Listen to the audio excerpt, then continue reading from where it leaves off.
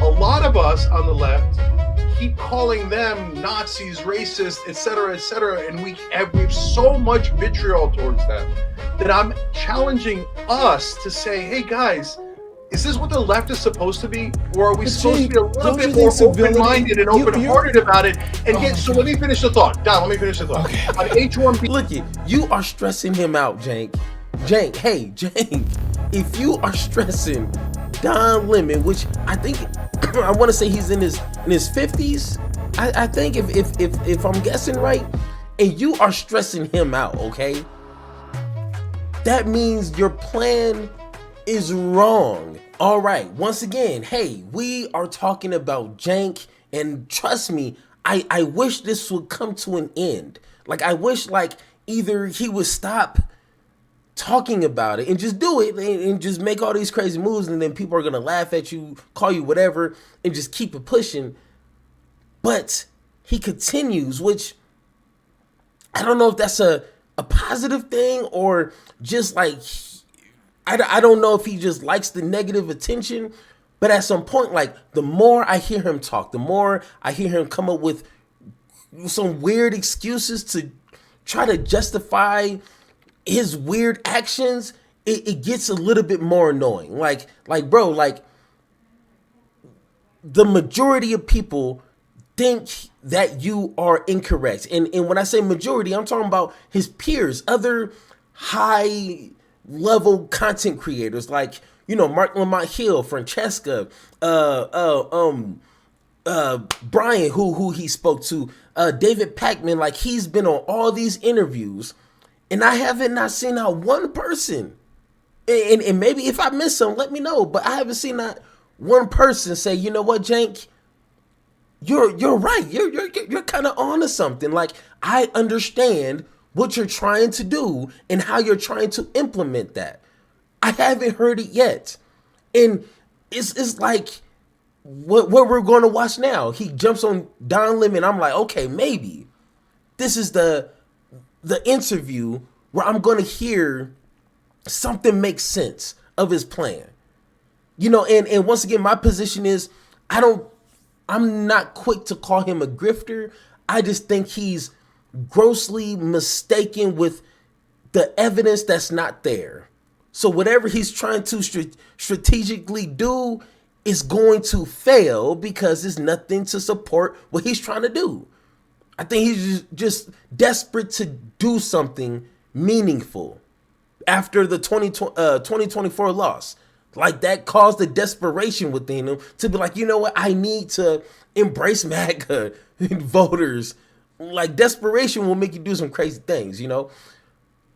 But once again, listening to this and almost seeing Don Lemon almost pull the little hairs that he has on his chinny chin is a testament. Like, Cenk, you need to quit. This is not working. At some point, you have to say, you know what? My party, my progressive influencers, my progressive media partners, they do not agree with me. So maybe I need to not destroy whatever credibility platform I have, because that's what's going to happen at some point. But I don't know. It's crazy. But let's go ahead and let me set this up correctly. Give me a second, guys. I'm sorry. There we go. All right, let's take a listen. Thanks for joining us. So I've been sitting back, watching, especially over the holidays and into the first of the year, of all of this controversy surrounding you and the Young Turks and Anna, whatever. And I said, what is going on? Why is this a matter of, are the leftists eating their own? Why is the left after you, Cenk? I would think the right would be after you, but now the left is after you. Yeah, so a couple of things here. Number one, there is no the left, right? There's a wide spectrum of beliefs, and what you see online is a little bit different than what you see in the real world. And the real left is the basically the core of the Democratic voters. So secondly, I get it, because we're in very divided times, enormously partisan, and the two camps are supposed to hate each other. That's the groove that we got into. And the minute you say, well, maybe we shouldn't hate each other, people go, wait a minute, are you selling out? Are you a bad guy? Are you going to their camp?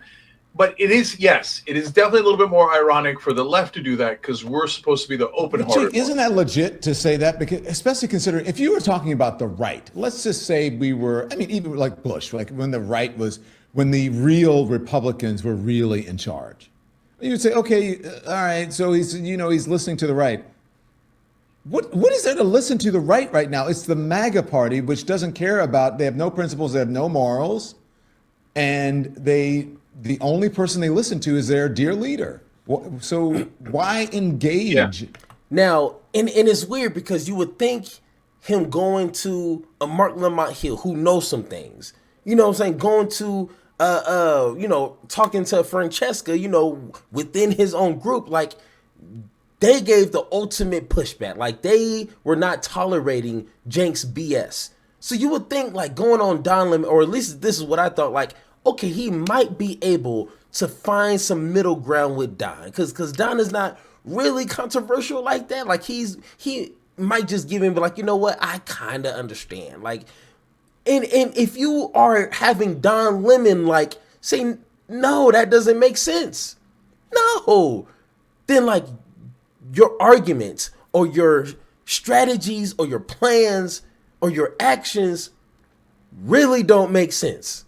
You know what I'm saying? I've been watching Don for a long time, and he's really, he really tries to find like, hey, we're all kind of on the same team. Let's find some common ground. And throughout this whole entire interview, it is not like that. So if you can't convince Don, then maybe you're wrong. I don't know, but let's listen to his answer. With them, I saw you with Charlie Kirk. Let me play this with Charlie Kirk. You were at what is this thing, America First, and I'm like, why on earth? America Fest, yeah. America Fest. Why on earth is Cenk Uygur sitting down with Charlie Kirk? Here it is. I knew you guys were for real in fighting against the establishment when I started going on right-wing shows and I would say something negative about Mitch McConnell. And when I did that in the past, what I would get back is, oh, no, Mitch McConnell's great. Pelosi's terrible, but Mitch McConnell's great. Let's do that here. What do you guys think of Mitch McConnell? Okay, so then, but why Charlie Kirk? We know who Charlie Kirk is. Yeah. So let's break this one down. So first off, I think that your fundamental premise is actually wrong. And that is why there's this heated debate, argument, conversation around it. So what I said there is exactly right, in my opinion. And so based on my experience. So when I would go on right-wing shows in the past, I'd get a wall of propaganda and talking points. And I knew what the talking points were going to be ahead of time. I could tell you before I went on air, and they would always give you the same predictable Fox News talking points. It was like talking to a wall. It was totally pointless. Now I've gone on dozens of right-wing shows, and they all have slightly different opinions. I think today the right-wing base is in some ways, I get what you're saying about it, in some ways they're worse, but in some ways I think it's better than in the past. And I get that I'm seeing that before others do, because I've had that experience of interacting with them so much. And I get that people look at it and go, oh, that can't be right. MAGA's all bad. And if Cenk is telling me that there's parts of where we might agree or parts where they might not be bad, then I guess Cenk must be one of them. And you know the Dave Rubin track, so people get like as soon as I was going to ask you about that. Yeah, I was going to ask you. Can I jump in real quick? Yeah. And we can talk about Dave Rubin because that is anyways. So let's talk about this. A couple things. You said you think my premise is wrong. You said, let's start with that, and then there's another thing of what you said. So how am I wrong? So in the old days, they were just single-minded. To that Mitch McConnell point, if I said Mitch McConnell, Dick Cheney, whoever else, they would have been like, no way, they're the greatest thing on earth. Okay, so that's the premise. You stated that. Okay, you said because you think, but then you said they are different than they were before, or better than they were before? In some ways. And so here's why. if I went to go on Fox News 5 years ago, or really any right wing show, and I said, "Hey guys, why don't we do paid family leave?" They'd be like, "Boo! Get out of here! That's not in favor of corporations. Shut up!" or whatever. Now they wouldn't say that it's not in favor of corporations. They would have been fed a talking point of corporate propaganda about how paid family leave isn't good for moms, even though it's great for moms, right? Now, when I go talk about paid family leave, we have a real conversation. Does every show agree? No, but almost. So wait, if the right wing shows are agreeing on paid family leave, what world are we in? Okay, so let me stop him because it takes him a long time to get like to the point of the answer. But after hearing that, and this is the visualization I had. Okay, bear with me. It might be a little gross, but listen. So you're walking down the sidewalk and you see a big pile of horse-ish right there, okay? I don't know why there's horse, doo-doo right there, but okay, for the sake of the conversation or this example, bear with me.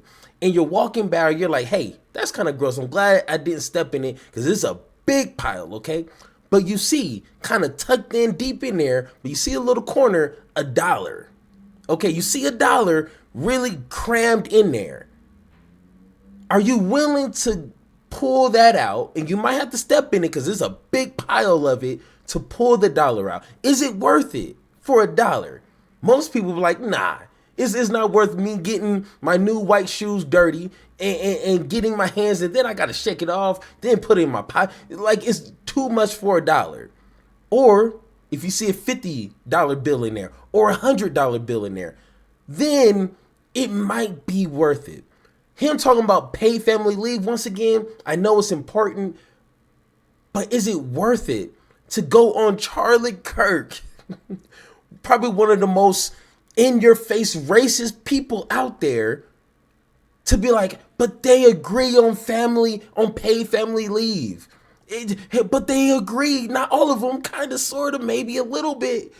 No, it's not worth it to go through all this right here, Cenk.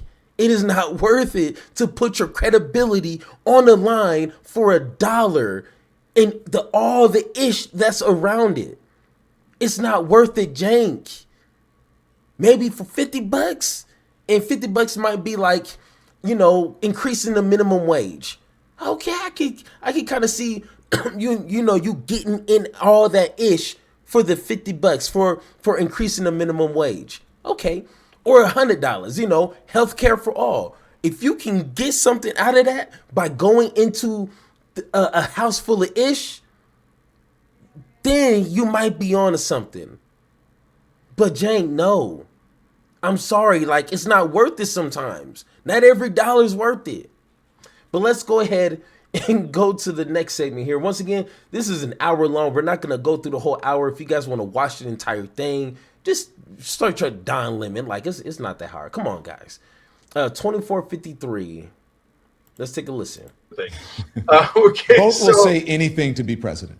Yeah, anything to get ahead. Yes. Yeah. So, but on H-1B visas, it's complicated because there's a lot of progressives. Like, again, we come to, wait, who's the left, right? So we've changed none of our policies, and I think that we represent the great majority of the left-wing voters. And so I used to support H-1B visas completely because it brought in some of the top talent in the world. I'm in favor of immigration. I love that it makes us stronger, etc. But populists, both from the right and the left, started to make very good arguments against it, including Bernie Sanders, who had an op-ed, and Ro Khanna, and all these guys came out and said, wait a minute, the H-1B visa is getting abused. This isn't racial. And just to kind of highlight this here, I really love this person's comment here. Go ahead, pause the video, read it. This right here kind of hits home right here. Ro Khanna's Indian, obviously, right? Indian American. And he said they're now replacing a lot of the engineers for half the price and kicking out these American engineers. And it's not because, we can't find them.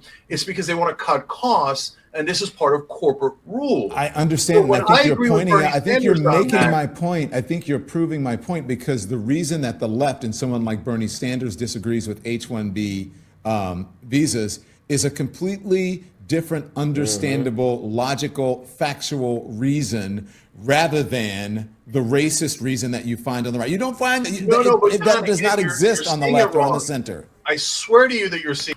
And and once again, Cenk, okay, hey guy, I understand. I get that you've been doing this for X amount of years. Okay, got you. But also the individuals that you have been interviewing with. Me personally only been in politics like on YouTube for 2 years, okay? But I've been in politics for like really since Obama first took office. Like that's what really got me wanting to like, hey, let me pay a lot more close attention because we got the first black president. So that's what really got me into reading some things and kind of understanding some things, okay? And I'm pretty sure Cenk has been in this longer than that. But so has Don Lemon. So has Mark Lamont Hill. You know, like you can't say, oh, I know this because I've been. So have the people you've been talking to. And unfortunately, they all say you are wrong. I haven't found out one credible person who's a commentator leader who agrees with you. I haven't found it yet. So come on, Cenk, you can't base your entire argument on I know because I've been doing this a long time. Doesn't really work like that. It wrong. Does that racist part exist? Yes. But a lot of the right wing also agree on economic grounds. And then there's the people that are in the middle that think America first. Let's take I don't care agree. of I'm not saying America. all of the right. I'm not saying all of the right. What I'm saying is that you wouldn't get that vitriol if someone, first of all, someone I believe on the left, and look, I'm not a Democrat or Republican, I'm an independent, okay? But there's someone on the left I don't believe would have written that really, oh my God, infuriating letter or tweet that Vivek Ramaswamy wrote, right? In some ways, shockingly biased by his own means. And then I don't think you would have gotten the vitriol and the racism and the bigotry and all of that on the left that you got on the right. I'm not saying that everyone on the right, that's not what I'm saying. I'm just saying that they're different principally and the core values are different. Democrats are terrible at politics. Don't get me wrong. But at the core, they're not freaking racist pieces of crap like a lot of. And watch how Cenk totally misses the point that Don Lemon is making. Not all of the Republican voters and everyone is racist when it comes to the H-1B conversations, but the majority who have a problem with those visas are basing it in race. And like I said, the more prominent people, I'm not talking about the random people on Twitter and Instagram, like no. I'm talking about the people who has a platform of hundreds of thousands that they're listening to. I'm talking about those people. Those people are not talking about how the visas will kind of exploit these immigrants once they get over here. They are literally saying, we don't need immigrants. And they said it in a lot more vulgar way, but they essentially said, we don't need these brown people coming over here. That's majority of their base. So it's like, once again, is it worth going and jeopardizing your credibility? And that's the majority of their base, and that's how they're basing their conversations around. They're not trying to have a real civil conversation about how exploitive these visas can be. That's like very few. And trust me, it's not Charlie Kirk. It's not him. It's not Fox News. So it's like, why, Cenk? But people in the MAGA movement, or many people in the MAGA movement, I should say. So, Don, that goes to the disagreements we have on social issues between the right and the left. So I understand exactly what you're saying. At the same time, though, I'm beginning to see, Don, that we have our own version of that. And it's not the same and it's not as bad, But now we've gotten into a mindset that everyone on the right is the worst person on earth. No, that's not what I'm saying. Yeah, you kind of are, Jake, though. Wait, no, I'm You not kinda saying. are, I just Don. If told you're you I being don't honest believe about that. it, you kind of are. I am not. By pointing out a fact does not say that saying that I think that everybody on the right. I don't think that everybody on the right is. But you're saying So he literally just said, I don't think everyone, but their core, okay, majority are racist. Or they dabble into it. Or, they got 1 foot in and then 1 foot out. Like that's majority of the base. And Cenk seems to not understand that. But because if you frame it that way, then you can use the excuse that Cenk has been using this entire time. Like, oh, we keep thinking that they're all racist, but I'm the only one that can see that there's very few that are not. Like, hey Cenk, we see that too. But we're not willing to put everything on the line just for the few and doing it in the style that you're doing it, which is going on Charlie Kirk's platform and not challenging nothing and making it seem like you're pandering. That's the difference. But, okay. those are the people on the right. They're the racist, terrible people, and we're the good guys. And largely, I agree. That's why I'm on the left, right? I'm not saying I'm not part of the we. But at the same time, a lot of us on the left keep calling them Nazis, racist, et cetera, and we have so much vitriol towards them that I'm challenging us to say, hey guys, is this what the left is supposed to be? Or are we supposed to be a little bit more open-minded and open-hearted about it? And so let me finish the thought. Don, let me finish the thought. Okay. On H1B. Look, you are stressing him out, Cenk. Cenk, if you are stressing Don Lemon, which I think I want to say he's in his 50s. I think if I'm guessing right, and you are stressing him out, okay, that means your plan is wrong. You are wrong. It is okay to admit, like, hey, maybe I kind of overshot this thing. Okay, my bad. I was being a little, progressive, and I'm wrong. But to sit here and triple and quadruple down on your baseless strategies is not a good look. Just stop. Please, just stop. B visas.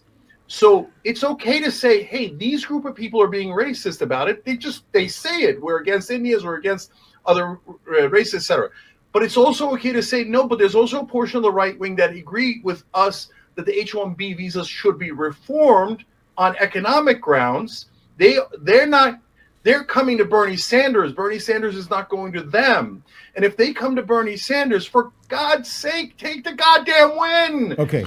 Yeah, but the one I don't know where he's getting though they're going to Bernie Sanders. Like I haven't seen that.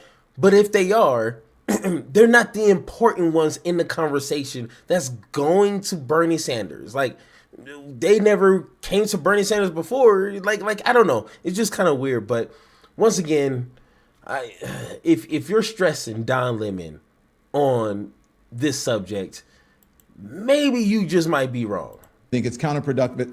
It's unproductive, especially in the time that we're in where people need solutions. So, Cenk, let's move on.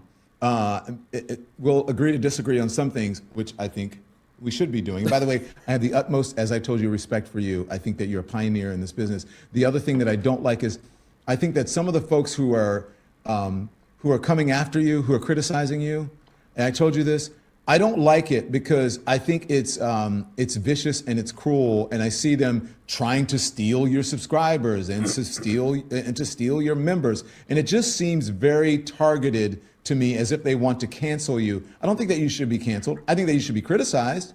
All of us, even me. Mm-hmm. But I don't believe in canceling people or trying to steal their subscribers or really just going after them ruthlessly day after day after day. Have you noticed that? And how do you feel about it? Oops. Yeah. And once again, I love how Don, he put that out there. He put his own kind of perspective on it. And it's true. And this is one thing that a lot of people are not talking about, especially when it comes to content creators. I'm not making this content to steal subscribers. Once again, if I wanted to, my first video would have been like, hey, Cenk is a grifter. He's been lying for X amount of years. He's a real MAGA at heart, and we should all just boycott him, cancel your subscriptions with him. And hey, guess what, guys?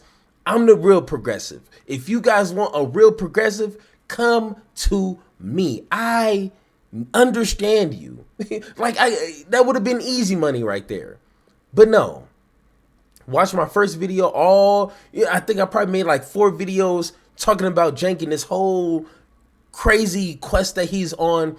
And I'm going to say it again, like I said at the beginning of this video. He's wrong. I don't see no proof. I don't see no glimpse or a glimmer of hope within the Republican Party. I don't see that. And I'm saying Cenk is wrong on that. Is he a grifter? I don't see the proof of that just yet. So once again, to all, and I have people in my comments like, oh, I'm, gonna unsubscribe from you because you're not being honest. Like, no, if you want me to destroy and just say all the crazy things about Cenk just to get you to stay subscribed, then unsubscribe. I don't need people like you in this if you're going to be disingenuous like that. If you don't want to understand or hear my honest point of view, I don't need you. Please unsubscribe. I wish I can unsubscribe for you. It's that simple. It's that easy. So once again, I appreciate Don being honest, being real, and saying, hey, I respect you. I respect your experience, your platform, and I'm not going to dog you out like that. That is a real genuine person. And everyone who wants to see all the outrage and all the, just the vigorous, pointless fighting like they want to see, then you might be the problem too. Like, you need to get out.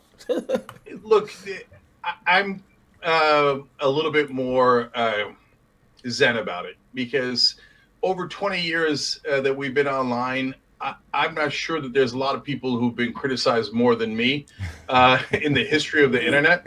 So that's Tuesday to me.